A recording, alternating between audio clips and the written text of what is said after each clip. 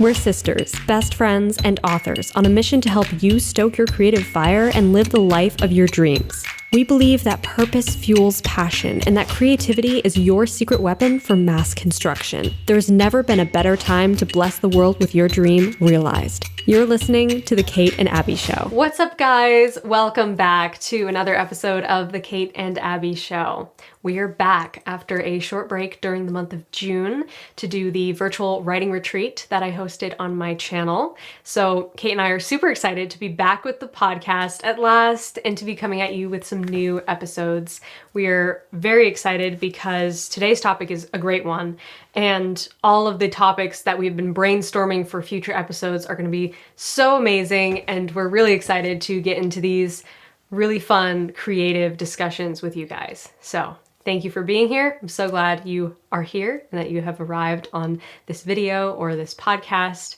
Thank you for being here. Today we're going to talk about how to write a banger opening hook for your story. So the first page, the first chapter, the first encounter that your reader has with your story. How do we make it important, such an important moment. Oh my goodness. It's like that moment you envision that people are like in a bookstore or in a library and they've just picked up your book, or maybe they're skimming through their ebook recommendations and they see your book and they open that preview, and they're reading those first couple paragraphs. What are they seeing? What's grabbing their attention? Yeah, it's very important, and it's something that I think a lot of writers freeze up when you first open that first page and you're like, okay, I have to write this amazing first page that's going to grab my reader's attention, pull them in, make them want more, make them stay up past their bedtime reading.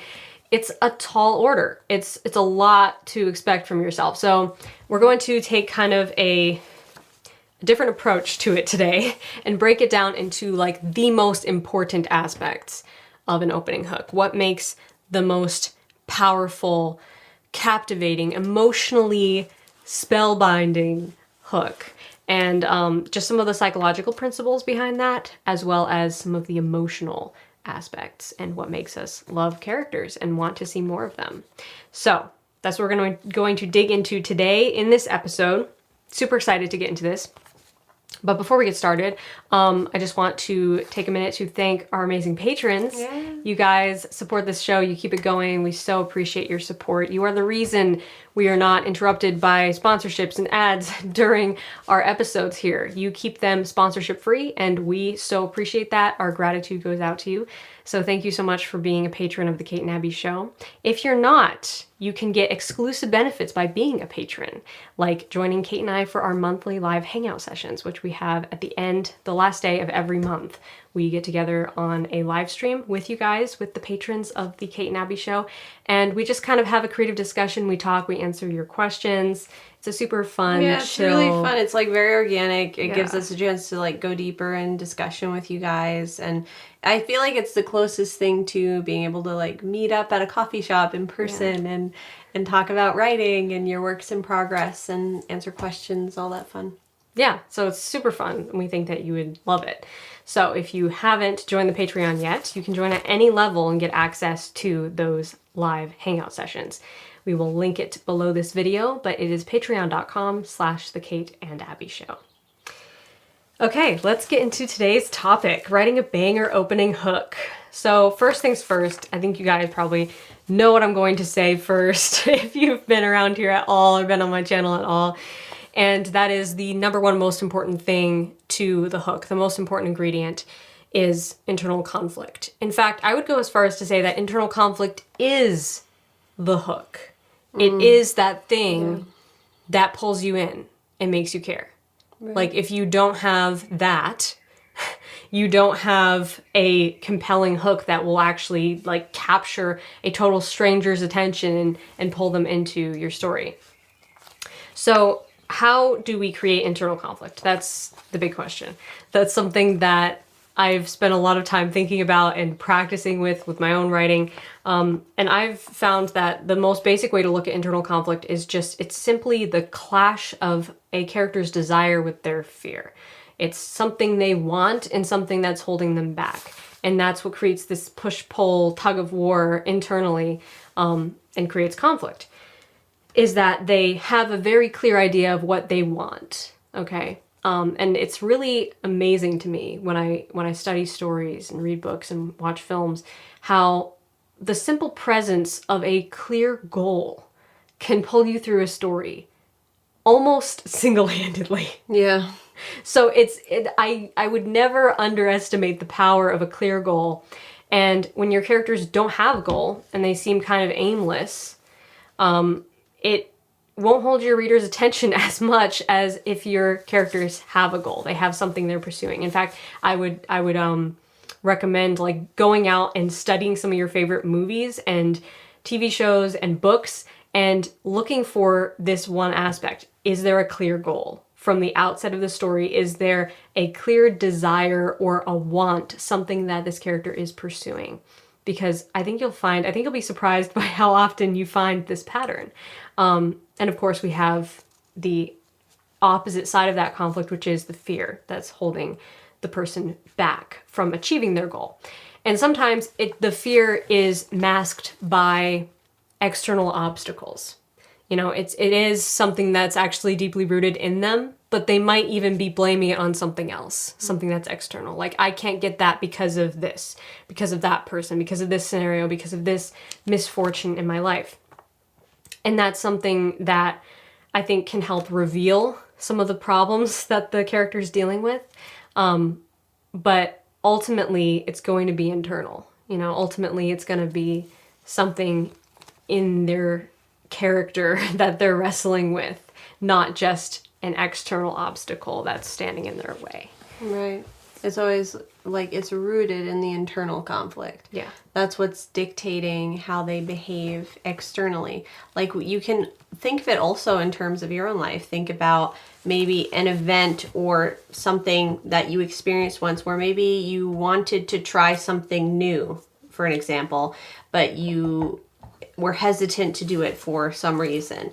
So you, on one hand, you really want to do this thing. I know I can think of a bunch of instances for me, like, oh, I'd love to do that, but I'm kind of nervous about doing it, and I'm kind of being held back by these fears or hesitancies, or because I'm afraid this might happen if I do that. Right. And so even if it's not a big thing, it could be a really simple example, a really simple instance. But you can see how that works, how that's constructed, is you know what you want, but you have a fear or hesitancy holding you back from doing that thing. Right. But yet you have this thing you want to do, kind of calling you to step out of your comfort zone. So now you're there that is internal conflict, what you're experiencing right there. Is what are you going to do? Are you going to step outside of your comfort zone and do that thing you want to do, or achieve that thing you want to achieve, get that thing you want to get? Or are you going to let fear or your hesitancies about that keep you inside of your comfort zone? It can be really small scale things. It doesn't have to be this epic call to adventure, which me and Abby have always talked about here on the podcast. Abby's talked about it in her videos. It can be very small scale. Abby has a lot of experience with writing contemporary stories that are not these massive, like the knight being called to slay the dragon. These can be your everyday life, and we experience that ourselves. So if you find yourself at a place where you're stumped, like, how do I formulate that for my character? Think of some instances in your own life maybe where that's happened, and just apply that to your characters. Yeah, 100%. That's great advice. So the number one question I think to ask yourself at this point is like, what is my character's basic desire and basic fear? And how can I kind of take those basic desires and fears and like dig down to the root of them? And you might not explore the root right out of the gate. It's okay if you wait a little while before really digging into the character's deeper psyche. But having a clear goal is really, really important to reflect upon what the character is struggling with on a deeper level. And another thing is how does the inciting incident threaten their desires and fuel their fears? That's another thing to sort of start to think about with your hook, because even though we haven't arrived at the inciting incident on page 1, usually, you should be quickly building up to that, because like I talk about on my channel a lot, there's this thing about holding the reader's attention that I like to call the 5-minute rule. And basically it's revealing the character's desires and fears and if you can, their misbelief within the first 5 minutes of your story. And I know that sounds like kind of daunting at first, but it's pretty easy when you get down to figuring out, okay, how can I show what they want and show their deeper longing, their deeper crisis inside based on what they want, based on some of their reservations, some of the obstacles, some of the ways that they perceive those obstacles and those desires. And all of this can be very evident through just a small turn of events, like Kate was saying. And kind of an example of this that's immediately springing to mind, because this story has been on my mind so much lately, of course, is my new book, The Other World, which is coming out September 19th. I'm so excited to share this book with you guys. So super excited. If you guys are watching the video version right now, or if you're listening to the podcast, if you go to the video version, rather, you'll be able to see the beautiful cover of this book. Abby's holding a copy of it right now. These just came in a couple days ago, right? Yes, they did, and they're going to be available. They're actually currently available for pre-order. So if you're listening, go pre-order your copy of Abby's book. It's a beautiful, beautiful read. It will leave your heart just humming with so many good takeaways. I love it. It was a really fun story to write, and the character of Orca, who is my main character, when I was writing the first chapter of this book, it's actually a prologue because a lot of it includes her backstory as a child, but right away you can sort of see her internal conflict even from the first line of the blurb, the hook line of the blurb, which we're going to be talking about blurbs in the future on the podcast this month, so stay tuned for that. But basically the hook is the first line of the blurb. Orca Monroe wants only one thing for her 18th birthday: to experience the other world, the mysterious mainland across the sea that her father has forbidden her from visiting. So like, boom, right away in one sentence, I've set up the internal conflict, okay? She wants to experience what she calls the other world, which is just the mainland that she's never been able to visit because she's lived on this island her whole life, and her father has forbidden her from visiting it. Now, as you read deeper into the blurb and the story in chapter 1, you'll find that those obstacles in her path that are preventing her from visiting the other world aren't just based on her father forbidding it, they're also based on her own reservations and fears and misbeliefs of how she thinks her father believes her to be weak or incapable of handling the real world. So there's a lot of different layers to her internal conflict, but basically you could break it down into those two simple things. She wants to see the world, her father's forbidden it, and she's afraid of disappointing her father, and also afraid of this false belief that she's not capable of handling the real world. So, and there's so many stories that revolve around, like, I can think of probably like 100 different stories that revolve around a protagonist feeling trapped and wanting to be free. Like, there are so many stories like that. Like, it's amazing. But how you create the individual character and their individual struggles and the setting and the genre and the whole mood and the cast of characters, that's what makes it your own thing. And you can really sort of take a premise, a desire and a fear that has been done thousands of times before and make it something truly unique because of who this unique character is. Right. So it's a really fun challenge to explore as a writer. But moving on to our next point, external events can be the hook, but internal conflict is the punch. Okay, so while an external event could be the hook for your story, like it could set the story in motion, it's important to show the reader why it matters to the characters. So you can think of it as like the plot is the fist and the internal conflict is the punch, is how I always like to say it. Because it's like, yes, you need the fist in order to deliver the punch, but the fist by itself is not punchy. You know? Right. It's not a punch until it's propelling forward with this this internal conflict. Right. That's what's propelling it forward. Yes, exactly. So it's like bringing the action, the forward momentum. And what triggers that is your character's internal conflict. So yes, you can use those external events to sort of trigger something, but there has to be something already there. you know. And I feel like you did a really great job of this in The Blood Race, in the first book of the Blood Race series, where we have Ion, who's already a very conflicted character. Right. And that opening hook of he's in this car race scenario with a nemesis of his, and then when he's going home, he accidentally hits his neighbor's car, and that like kind of turns into this spiral of events that he then has to go talk to the neighbor, and the neighbor ends up being Sensei, who brings him into this whole new world and this whole new way of living because he, you know, initiates to be an anomaly. And there's so much to the story, but it's like the door opens because of him hitting the car. Right. You know, like none of that could have happened if he didn't have a reason to talk to the neighbor, and he wouldn't have had a reason to talk to the neighbor if he didn't accidentally bump into his car. Right, exactly. So it's like a very small external event that then triggers this bigger door opening. Right, and in the Blood Race, which I'm holding, if you're listening, you can see it in the video version. But yeah, like in the first chapter, it opens, like you said, with the car race, and Ion experiencing his abnormal powers that come over him and cause like malfunctions with machinery and cause these strange occurrences to happen. And we get to see a glimpse into how terrified he is of these powers that he feels like he can't control. He feels like his body is working against his will almost. Right. And so we see how he's sort of terrified of these powers that come over him. He doesn't know how to control it.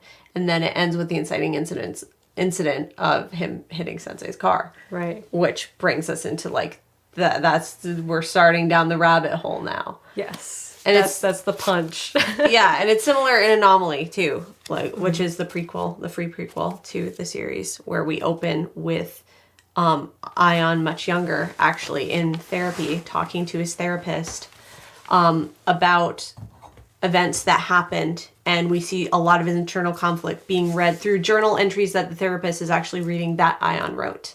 So we see this backstory being unpicked in this kind of interesting clinical setting.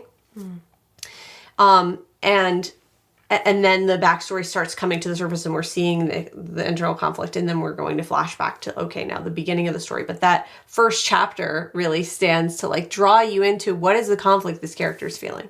Yeah. Yes, exactly. And you did a brilliant job of that in both those books. And that's exactly what I was saying of like, there's something already there. You know, there's already something at stake. There's already something in play. And then we have the inciting incident that forces them outside their comfort zone. But we've already established the boundaries of the comfort zone, and that's why the inciting incident then matters. It's not just a thing happening to anybody. It's something specifically meaningful because of what this character is already internally dealing with. So ask yourself, how can you use the external events in the beginning of your book to bring the internal conflict to the forefront and to really challenge that internal conflict? And how does this particular conflict shove your character outside their comfort zone? So that being said, I think it's important to develop characters before you even develop your plot, as far as taking, you know, as we go through this story in chapter 1, you know, we should be really getting to know the characters more so than being acquainted with the plot. Because if you develop your characters before you plunge them into the plot, it allows your reader to empathize with them better and to really care about who they are and what they care about and see what matters to them. And that changes what comes next, because now what comes next matters more to us because we see why it matters to them. You know, it's not just a thing that happens to anybody. It's not just like, oh, wow, how would I feel if that happened to me? It's suddenly like, how would I feel if I were them? Because I can now put myself in their shoes and feel what they're feeling. And that's the transportive sort of magic of stories, is that we can become other people. It's not just that we can go on adventures and, you know, have these experiences. It's that we can sort of step into the shoes of another person and see how they see life. So what motivates your character? That's another question to contemplate. And what experiences in their past have shaped their personality and their fears and their goals? Okay, so the next point that I want to highlight here is about world building, specifically for writers who are writing like a story that's fantasy or sci-fi or takes place in another world, because sometimes we have a lot of notes, we have a lot of world building, a lot of, sketches and maps and details and things about the magic system or the government or the politics or the communities around your world. And it can be difficult to present all of that in a quick, punchy way that makes us first understand what the heck is going on, because we're already disoriented when we first open a book. It's like, taking the blindfold off. Now I have to acquaint myself with what's going on here. So sometimes world building can be overwhelming. And yes, it is very important, especially if the world your characters find themselves in is very different than the real world. But to me, it should be presented in a way that is almost character driven, as in showing us the world as it matters to the characters. So yes, the reader does need to understand why the world is, how the world works, but we need to more importantly, we need to understand the character's place in the world. What is their relationship to the world, and why does the world matter to them? Like how do the different systems and aspects of the world play into your character's individual life? Like, how does it affect them on a personal level? Because just like an overarching look at everything is not really personal, Right. Like, we have to see the direct impact of like, okay, how do these aspects of the world like make a direct impact on this character's life? Right. Rather than starting with the world and then eventually meeting the main character within that world. We start with the character and we work our way out from there, learning about the world as we go, which we actually have a great episode on that, which I think it was demystifying world building. Yeah. And we'll link that below in the video version of this podcast if you're interested in checking that out, because that was a great episode. Really good discussion. But like we always use the example of the Chronicles of Narnia, which many of you fantasy lovers will know. Great example of a very complex world system. There's magic involved, there's prophecies, there's history, there's different lands, different types of creatures within the world. But we don't start with learning about all of that first. We start with the Pevensies, and then we narrow down to actually one of them particularly, and we enter the world. We see a very small amount of landscape. We meet one character, Mr. Tumnus, and from there we slowly begin to be trickle-fed the Narnian history, the prophecies, the world itself, and then more Pevensies come in. We learn a little bit more, we learn a little bit more, and it feels so natural. The rhythm is very natural feeling. It feels very organic. We're never wishing we had more information before we need to know it. So we're given information on sort of this need to know basis. Yes. That leaves us satisfied but not overwhelmed. Yes. Which the overwhelm can come when we insert into the very beginning of our books loads of history and loads of science and loads of how the system and the government and the magic all works. It's better to start small. Start with that one character and work your way out from there. Yeah, and I think it might help some writers to like do all that note-taking and stuff elsewhere, not in your first draft, but just like make lots of notes to yourself and almost come to this place of feeling like your world is already lived in. You know what I mean? Yes. like your character has lived in this world for a long time and you want it to feel lived in, not to the point where it's disorienting, like what the heck are all these terms? Like what do all these words mean if there's a lot of different, words in your character's language, if it's a made up language or something like that. Not to the point where it's disorienting, but to the point where it feels like comfortable and natural. Not like the character needs to hit pause on the story in order to explain everything that's happening. So you kind of want to aim for that lived in feel.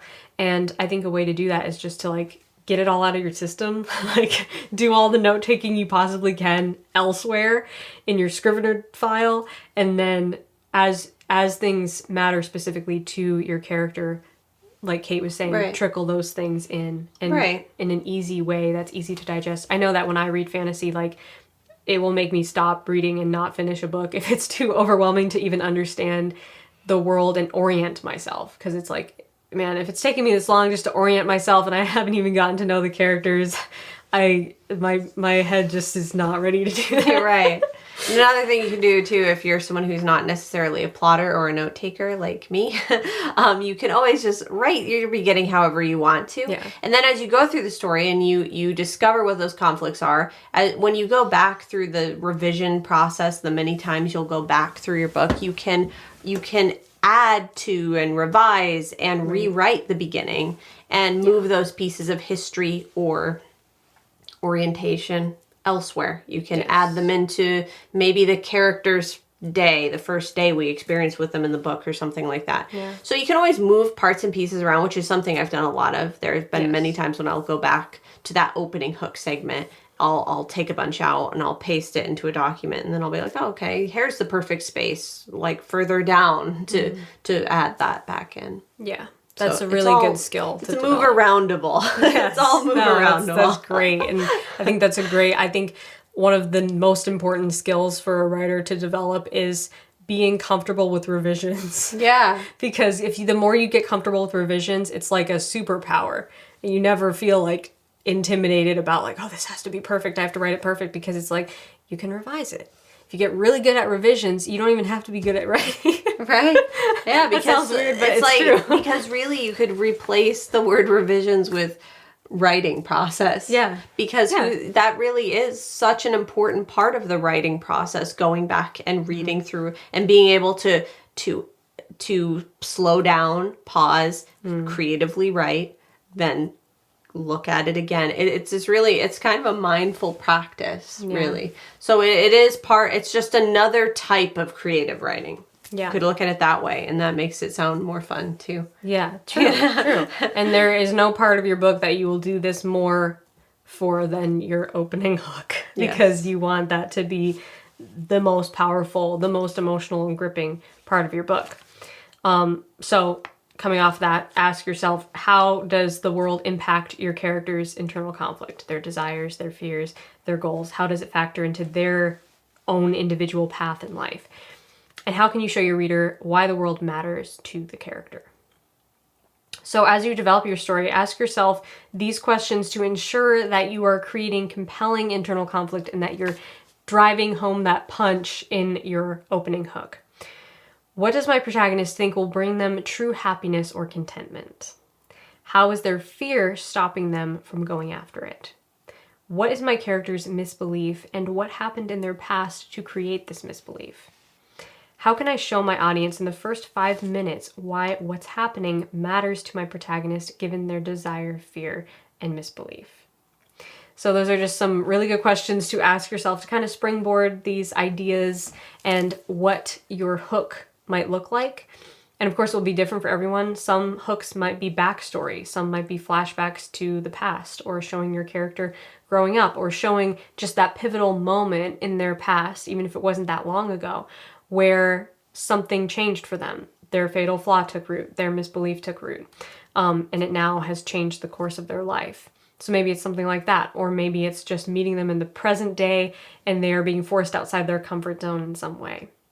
Or maybe it's something that is an external event that turns into this small trigger that sets off a bigger challenge and opens the door to a whole new world of conflict. So lots of different ways to look at that and lots of different ideas to play with. But to recap everything that we've talked about today so far, internal conflict is a central aspect of a story that pits a character's desires against their fears. Okay, that's basically it. It's pretty simple. External conflict can be the hook, but internal conflict is the punch that makes the story truly compelling. It's essential to develop your characters before plunging them into the plot. And world building should only be done when it matters to the characters. So start with your characters and work your way out for world building.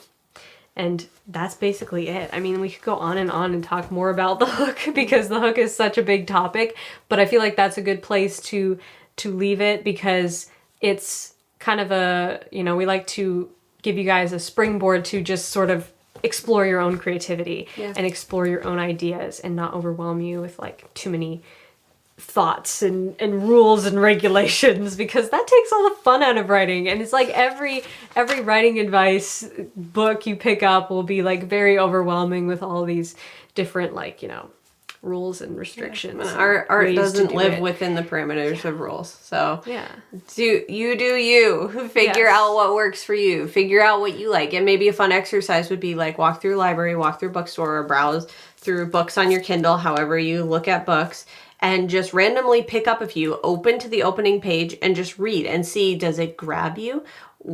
If so, why? What is it that's captivating you? What is it that's making you want to turn the next page? And on the flip side, if it makes you want to close the book again and put it back on the shelf, why? What is it about it that's not grabbing your attention? The same with films and TV series. The first maybe 10 minutes of a film, maybe 5 minutes of a film. Does it grab you? Does it pull you in? If so, why? Is it the characters? What is going on that's making you want to continue watching? Or if you want to shut it off and watch something else, why? What's happening that's making you have that reaction as well? So that can be, we do this all the time. We do this all the time. We're constantly talking about why films and pieces of literature will make us feel a certain way. What captivated us about it? What didn't captivate us about it? Studying story is the best teacher of story. Yes, 100%. I mean, Abby has basically said that a million times over on her channel. And we've said it here too, because there is no better way to learn about story than to actually experience story. Yeah, 100%. And just notice what pulls your attention. Great exercise. What gets your attention, what doesn't. Yeah, I agree. That's an excellent exercise. And then just playing with, like, you know, okay, if you can imagine what would be the best, like, experience for you picking up a book and opening it to the first page, what is something that you would want to read on the first page? And then just write that. And, like, just take the pressure off. Have fun, you know? Exactly. Play, enjoy. Don't be afraid of revisions either. Don't be afraid of, like, oh, this has to be perfect the first time, because it will not be perfect the first time. That's okay, because the more confident you get with the revisions, the better a writer you will be, and the more you will be able to fix anything. Fix any messy first draft. Right. And always just keep in mind that perfection is subjective. Yeah. Everyone's idea of what perfection is different, so really perfection doesn't even exist. So you can just liberate yourself from that idea altogether and just have fun. Yeah. Just have fun and do your best. The best you can personally do, to the point where it makes you feel happy that you're doing great then. Yeah. That's all you need to do. So you can 100%. Let go of any other like thing that you feel you need to be doing, any rules or constrictions you're putting on yourself. You can, like, let that go and just explore, just have fun. Yeah, 100%. I agree. Right on. Mic drop. So, thank you guys so much for tuning in to this episode. We love you guys so much, and thank you for listening. Comment below and join the discussion, because we would love to hear from you guys. We'd love to hear what you thought of this episode, and what are some of your favorite examples of an opening hook. That would be something to comment below. Maybe even one of them is my new book, The Other World, which I'm a big fan of the opening hook in the first chapter, and just this entire book. I'm super, super happy and excited to be sharing it with you guys. And it's coming out this September 19th. And pre-orders are now live, so you can go and pre-order either an ebook or paperback copy. Hardcovers will be coming, but they're going to be a little bit special, so I'm still working on the design for the hardcover. But in the meantime, you can pre-order a paperback or ebook copy from your retailer of choice. So you can do that with the link in the description box below this video. If you haven't seen the video version of this podcast, you can find that on Kate's YouTube channel, which is youtube.com/KAEmmons. Check that out. Join over there. All the podcasts go up as videos every other Monday, and we love to see you guys over there commenting and joining the discussion. So thank you again so much to our amazing patrons for keeping this podcast alive and free of interruptions.